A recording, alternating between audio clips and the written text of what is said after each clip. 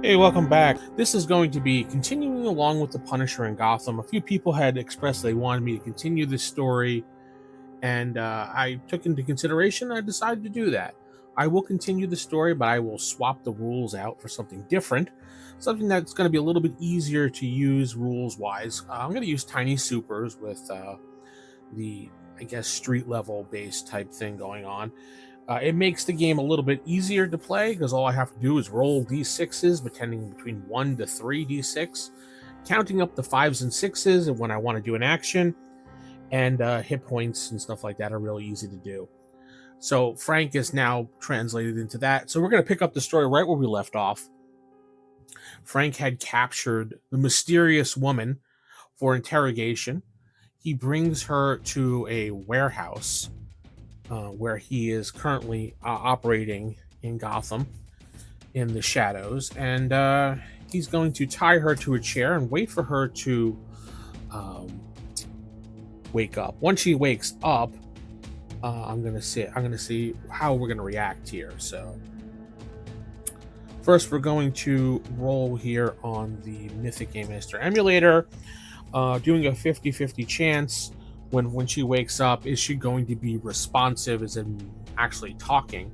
So this could actually kill the scene in the sense if it's no, but it's going to be a 50-50 chance. I'm going to leave it at that, and I'm rolling on the 50-50 chance. Oh wow, I rolled a 29, and that is listed as a yes. Okay, so as soon as she opens her eyes, Frank walks over and he says, "Well, who are you? And why did you attack me inside Monk's Cafe? Who were you working for?" Now, I guess the next thing to ask after that is she going to answer me these questions, because obviously she is tied up right now. So I'm going to lean this into, well, I'm going to look at it from this point of view. She's apparently somebody that knows how to handle herself with a gun. She's a person that knows how to fight based on the situation before. So I'm going to say she's trained somewhat. So her answering my questions is going to be unlikely. I'm going to roll on the unlikely table here for shot. And I got a 53. So, okay. When I asked the questions who she is and why was she attacking me, she remained silent. So Frank is going to take his gun and try to threaten her with it by placing it on her knee and saying, "Start giving me answers now, or I will start shooting." So I'm going to roll his let's see if I get any successes from this intimidation. All right, I got 1. So let's see, based on that, if she's going to, we'll do a 50-50 game master. 50-50. No. She just looks him cold in the face, in the eyes, and she says, "Do what you must." Well, Frank then takes the gun and slaps her across the face and saying, "What is your name?" Will she answer that? 47. Yes. She says, "Cassandra." Frank thinks for a moment. Cassandra. Ooh, does he know a Cassandra? I don't think he knows her by that name. She does have an alias, but he doesn't know her by the Cassandra name. So he's like, "Well, who do you work for? Who sent you?" And he looks at her and waits for a response. She looks at him and says, "I think you know who I work for, and you can torture me and kill me, but no matter what you do, they will always do worse. They will go after my family. They will go after everything that I love. So do your worst, what you have to do. I'm sure you understand." Frank takes a moment to think about this, and he's like, "Well, obviously she works for the Bratva." He's thinking to himself, and She has somewhat of a Russian accent that has been turned slightly more modernized, I should say. Uh, is more normal accent, but you could still see that hint of Bratva or like Russian accent in there. So he assesses that pretty much whatever he's going to do to her is not going to be plentiful, but he gets an idea that he works for the Bratva organization. So this is going to pretty much not go anywhere for him as far as what he needs to do. So if the Bratva sent her, what was it? So he looks at her and says, "Fine, I understand the situation, but what were you doing exactly there? I saw the man with the tattoo sitting there. What was your role?" Thinking about it for a moment, she looks over at him and says, "I was there to make sure things went smoothly. When you shot him, I had to jump in and take control of the situation. You may have bested me in combat, but I assure you, there is more like me, and there's better people like me, and I will make sure that you never accomplish anything. So you have a choice here, Mr. Castle." Frank kind of looks back and really, like, she knows who I am, obviously. "You have a choice, Mr. Castle. You could let me go and hope that we don't tangle again, because if we do, I will make sure you're dead, or you kill me. And once I'm found dead, the Bratva will know it's you." And then Frank thinks for a moment. He goes, "Are you so sure? How are you so certain that they'll know it is me? Because I can make it look like you died in a car crash. I can make it look like you jumped off a building. There's many things I can do to get rid of you without them suspecting anything." And she's like, "Oh, trust me, they'll know." So Frank has to think for a moment here and decide what he wants to do with this woman. For the time being, he's going to knock her out. So let me just... Yeah, okay.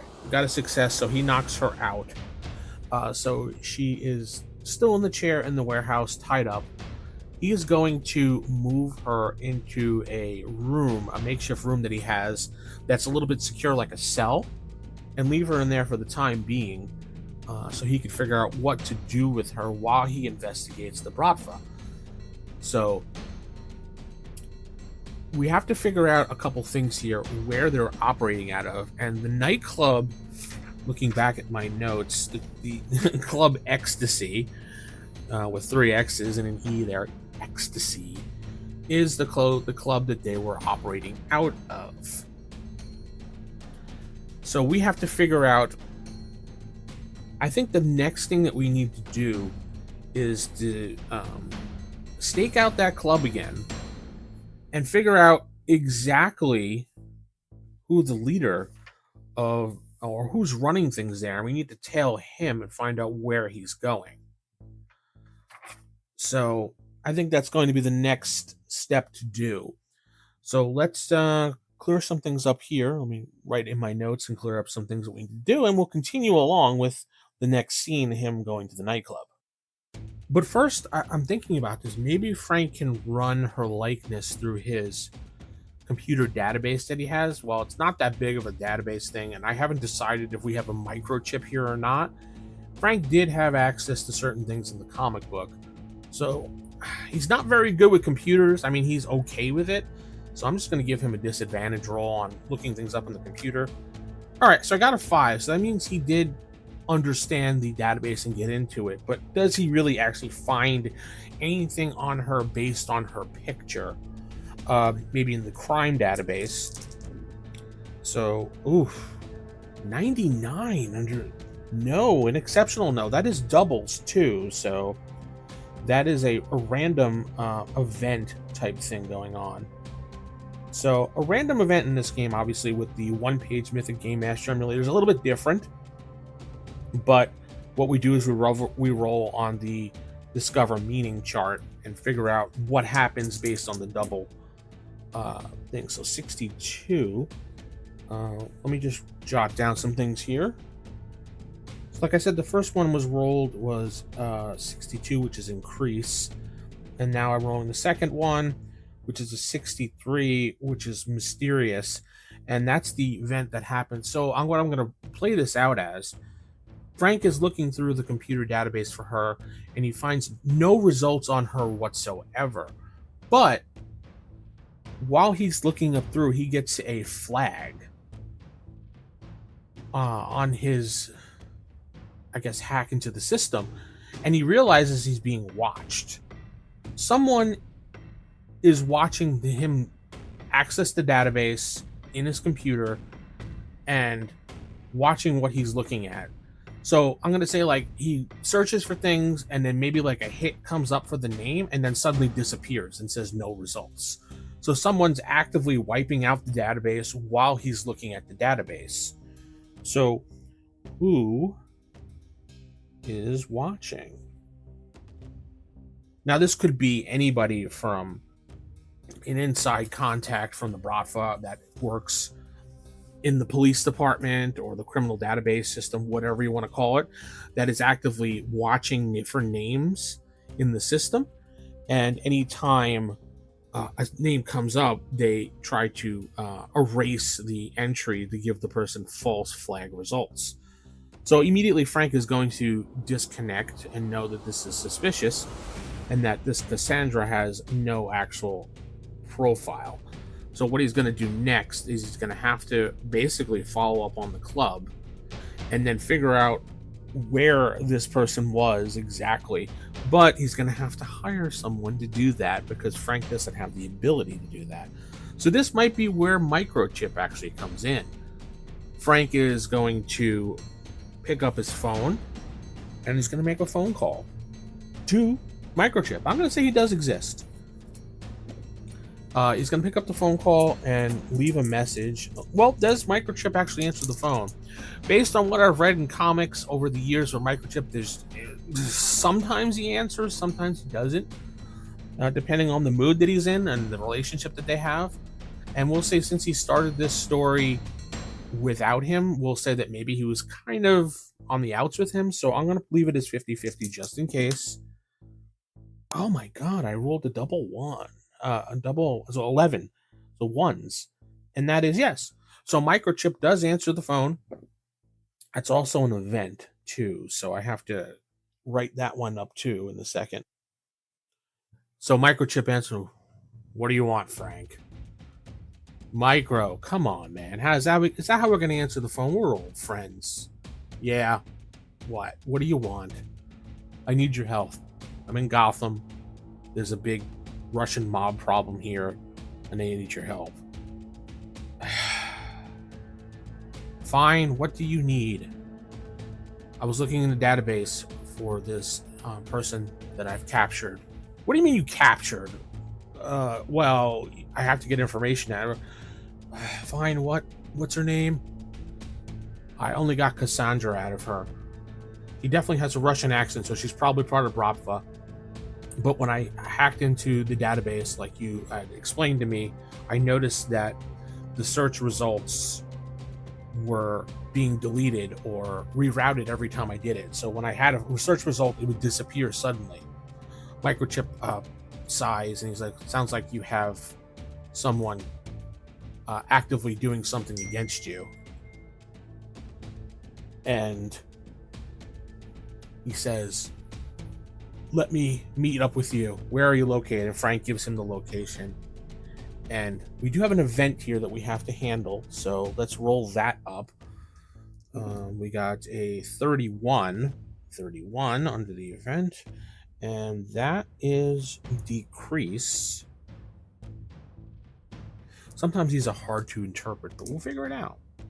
75 and powerful.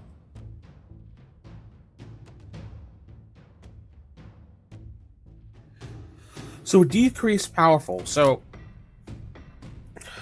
I'm going to say that while he's on the phone, that the signal gets interrupted,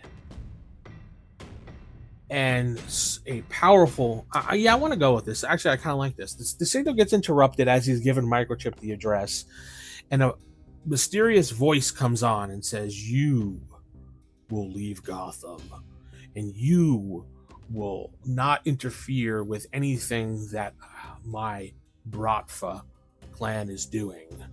If you continue your operations here in town, I will have you killed." And then click. Right, just like that. Before Frank can say a single word, this mysterious voice cuts off.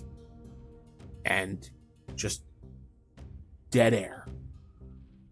Frank looks at the phone. Now, who the hell is this? He's wondering.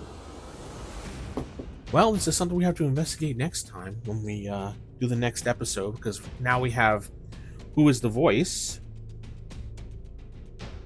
right? And Microchip has to figure out who's been watching him on the database on the internet or whatever, the computer database. So we've got a couple things going on here to add to our threads for episode 5. Plus, we got to figure out what to do with the woman. What to do with the woman. All that and everything next on the next episode here of The Punisher Takes on Gotham. Hope you guys have a great night, and thank you for listening.